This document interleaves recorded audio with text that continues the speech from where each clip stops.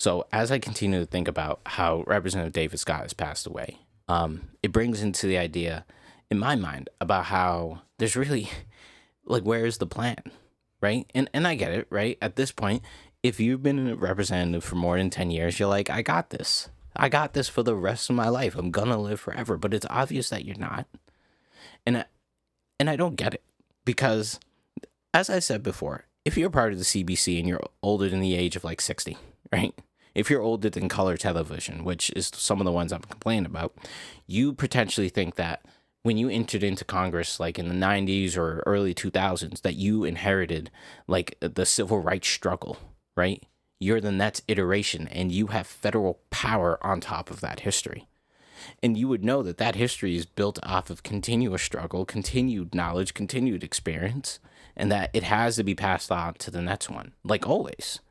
But we're seeing that these people don't get that. They don't care, right? They have a massive amount of power, massive amount of influence, and it's not used, I think, effectively, right? I think it's going to wane, and this isn't the time for that to happen, right? Especially when it's been shown that if we continue on the same trend, Americans are going to get used. They're going to get used to the idea of the black vote, black representation, constantly being threatened and endangered right around the country in Republican strongholds, which, if people don't want to acknowledge it, a lot of black people live in the South. Like, that's where a lot of black people live, where a lot of black people vote. And like, because of the consequences of our current election, in which, for me, right, I have the understanding that Israel's committing a genocide, right? I have the understanding that they're trying to literally wipe out the Palestinians. Now, there's stuff that goes into that, blah, blah, blah. But my problem is that people who said that they were not going to be active, that they sat out, right? This is a consequence of it. You are seeing the black vote being eroded / disappeared completely because of the consequences of the election, right? We're seeing the fact that because Donald Trump is in office, right, this case, Landry versus Calais, which is going to get rid of more federal oversight over the Voting Rights Act, is going to possibly result in a massive amount of black disenfranchisement in the South, which is already disinvested when it comes to the DNC trying to think that they can win elections there. And like, you have examples of like, if there are not black people at the table, black people's concerns are not addressed.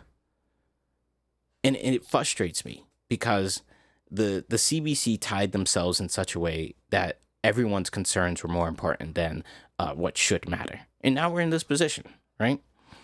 And there's more suffering that's going to happen. And we're going to get used to the idea of elder black statesmen dying and then a mad scramble for their seats instead of facilitating a through line of what we need to happen in the CBC and for black representation, and to kind of just have our own little carve out for like what should happen in the United States of America. Like, if you need to know like why black representation matters, Robert F. Kennedy Jr., the guy with the brainworms, right, literally says that DEI is not appropriate for considering health outcomes. Like, you can't even say the word black, but we already know there are diseases that black people suffer more from, right, than white people, right? We know that black female mortality rates during childbirth, right, are greater than white people.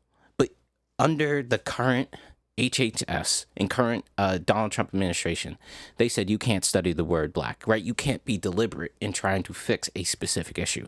And Representative Terry Sewell, whose seat is in danger because Section 2 of the Voting Rights Act is most likely going to be gutted, and then Representative Summer Lee of Pennsylvania, right, brought that up to him about how crazy it is to say that you can't use the word black when there are different health outcomes. And that has a myriad of considerations and, I think, influences.